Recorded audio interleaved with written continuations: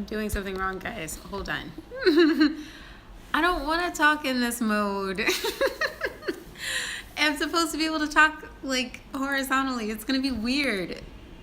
Oh, come on. Fine. Sorry. I don't mean to delay. Yeah. Hi. Welcome back. It's officially day 7. I was supposed to do this earlier, and I have to do it fast because Brian's going to come home soon. I don't want him to be here when I'm recording. I prefer that he's not here when I'm recording. But if you see a man coming through that door back there, he's going to come over. Just wave and say hello, okay? It's going to be fine. So, yeah. So let me jump into it. First of all, thank you.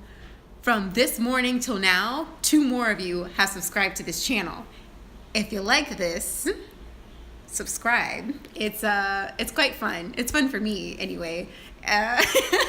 You're coming to my party, so I hope you have a good time because I'm having a good time. So let me jump into what I'm going to start doing differently because I said this in the last one, but I'm going to stop reading directly from my Bible. But if you want to get one of these, like, it's cool. You should get one. Like, it's a year Bible. Like, you could flip through it. I mean, I've had this thing since I was like 16. I've had this Bible specifically since I was 16. And my friend Michelle Alderson gave it to me when I was in the 10th grade because I think I mentioned to her that I felt like I couldn't read the Bible all in one sitting. And she was like, well, you can read it in a year. And I was like, how is that possible? And she was like, here. She just gave me her Bible. That's a real friend. I remember that girl. I'm never going to forget her. So yeah. Oh, hi, Annette. Lady Hope. I'm so happy to see you. Thank you. I love live. Live is so interactive and awesome. It's just fun. It's so much fun. Anyway, so I'm going to, instead of reading from the Bible, I'm just going to pick one of these super incredible scriptures from my Google Docs that as I grow in the Lord myself, I think I'm just going to like keep putting down scriptures that I like and just put them off to the side. I'm kind of creating my own Bible in a way, but it's just a good thing for me to pray with because I have a hard time just like flipping through the Bible and like hoping that to land on something good because sometimes you land in like numbers and that's not good. It's just names and you're like, I don't know what to do with this. I'm not equipped to know what to do with this yet. But what I'm going to read from today is Deuteronomy 6, chapter 6, verse 6 through 7. And this is the Amplified version. So I'm going to read all of the Amplified version. So this is what it says. These words, which I am commanding you today, shall be written on your heart and mind. You shall teach them diligently to your children, impressing God's precepts on their minds and penetrating their hearts with his truths, and shall speak of them when you walk on the road and when you get up. This is so good. Am I in full swing practice of this yet? No. Do I intend to do this as I get older? Yes. And just every day, just thinking about God's word and plan. And just, first of all, I don't think I ever really thought about God's precepts. And like, just thinking about precepts, like what the heck is a precept? Like, we're thinking about words, right? Like, and these words have meaning, which help us to develop concepts. Concepts and precepts are sort of related. I should probably look it up. Hold on a second. I'm going to look it up right now. Because I don't want to just be speaking and don't have full meaning of what exactly it is that we're talking about. So a precept is a general rule intended to regulate behavior or thought. Okay. That's a principle. Okay. That's what I thought it could have been, but I wasn't exactly sure. So I didn't want to mess that up. So God's precepts. like, I don't think I ever really thought about living my life in that way, like by precepts. But it's really hard to go wrong when you have like rules, like not just rules, but they create boundaries. And I think a lot of times, like when we're thinking about God, we get really tripped up about like, oh, there's somebody like up here telling me what to do. But because we live in like these social spaces where we're like under these hierarchies, and there's always the plus and minuses of life, like whoever knows more than you like officially is like over you in some way. Like it's kind of like one of those rules of life, and it feels like that's what's happening. Like, ah, this person's like attacking me, but it's I don't think about it like that. Like, one of the things that happens when you really come to know God is like you know who he is. Like, I understand the character of God. So someone can't come tell me, oh, this is what God is like. You can say that all you want to, but I know God for myself. So it's always good to get to that place when we really know God for ourselves. And when you know him well enough that you have kids, and then you want to teach people, like you're tiny people, about God, you're like, yeah, so there's this person.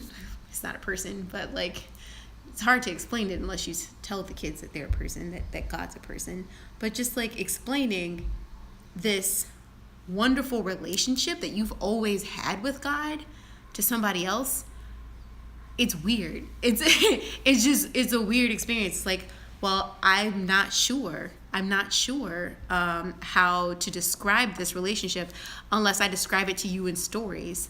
There's so many stories. There's so many stories of winning over and over and over again. When things were hard, when things didn't make sense, when I couldn't tell up from down, I won over and over again. And I should have lost. I should have gave up. I should have walked away. But but God is an everlasting God, and he is the truest. He's the coldest. Okay, let me stop because I'm getting out of control. Okay, let me back up a little bit because I don't want this to last too long. So I'm pressing God's precepts on the minds and penetrating their hearts with his truth. My initial reaction to this is probably not what it should be, because I don't think that as a small child that God's principles were instilled into me. I think I came to learn them better as we got older. Like, we started going to church when I was like in the 4th grade, so I was like 9 or 10, and that's when I started to learn about God. So I don't think it was like something that was just there. But now that I'm like in my late 20s, like I'm like listening to all these different types of teachers, like these really interesting teachers who teach the principles of God. Like learning about character for myself, like how to live my life with character. And I didn't even know what that was. I didn't know what it was. I've heard of like characters in a book, but I didn't understand what it meant to be a person of character and to be a person who understands like integrity and like diligence, and like those words weren't really a part of my vocabulary. Just being honest. it just wasn't a part of my vocabulary. And so understanding that now,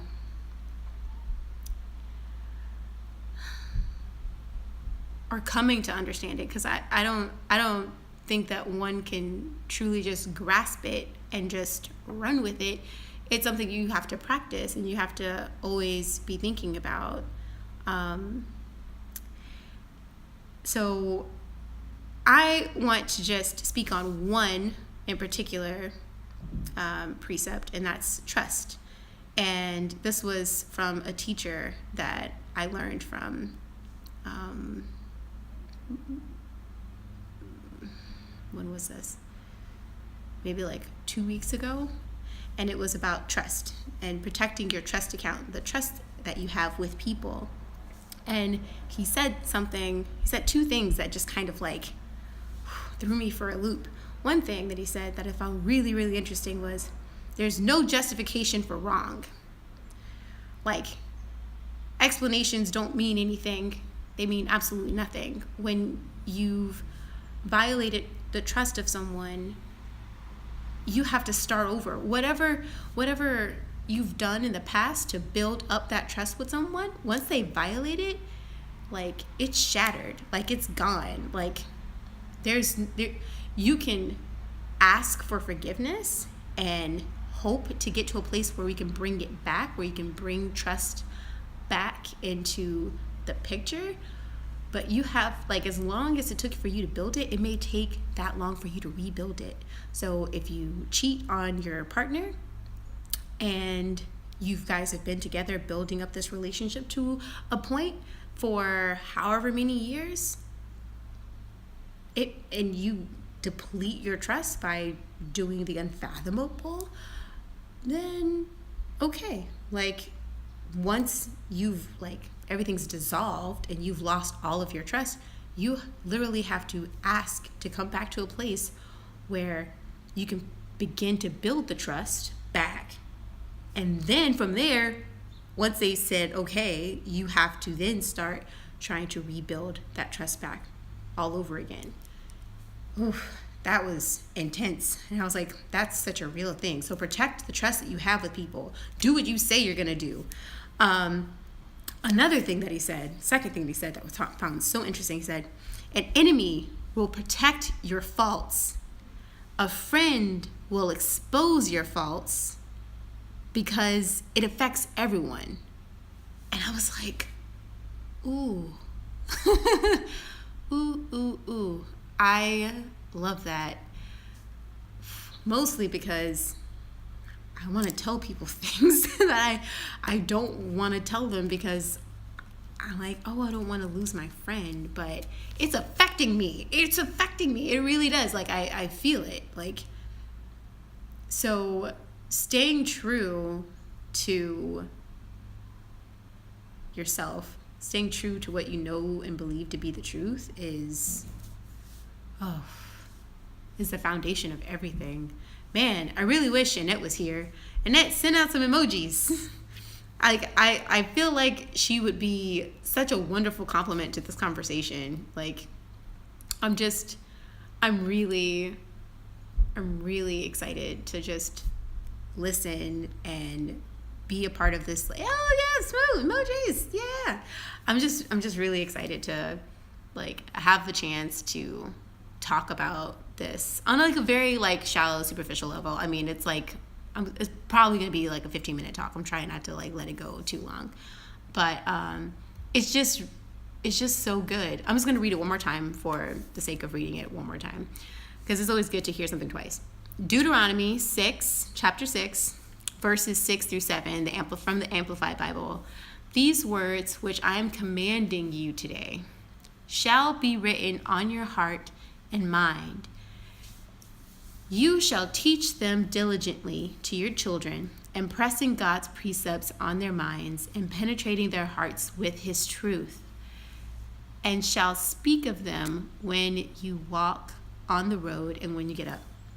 I just want to live a life where I'm constantly just repeating what God's promises are for my life. Just repeating them, like just an automated voice in my head, just saying them all the time. Just writing them on the wall. Like, I'll go get the one I wrote on the wall. Hold on.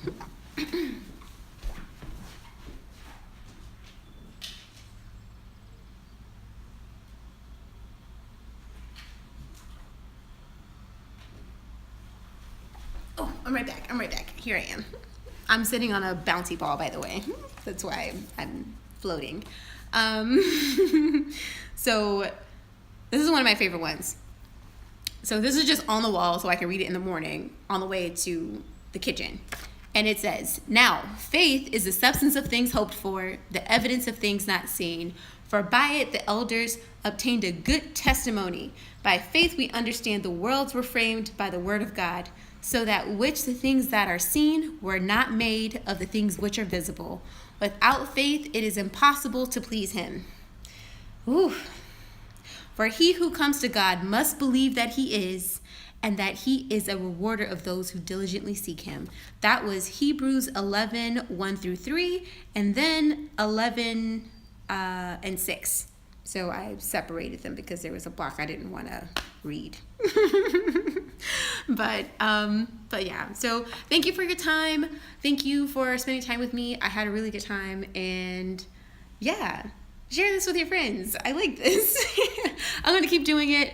I'll be more consistent, and tomorrow I'll have a video around 10 a.m. Eastern Standard Time. So I'll see you then. See you later.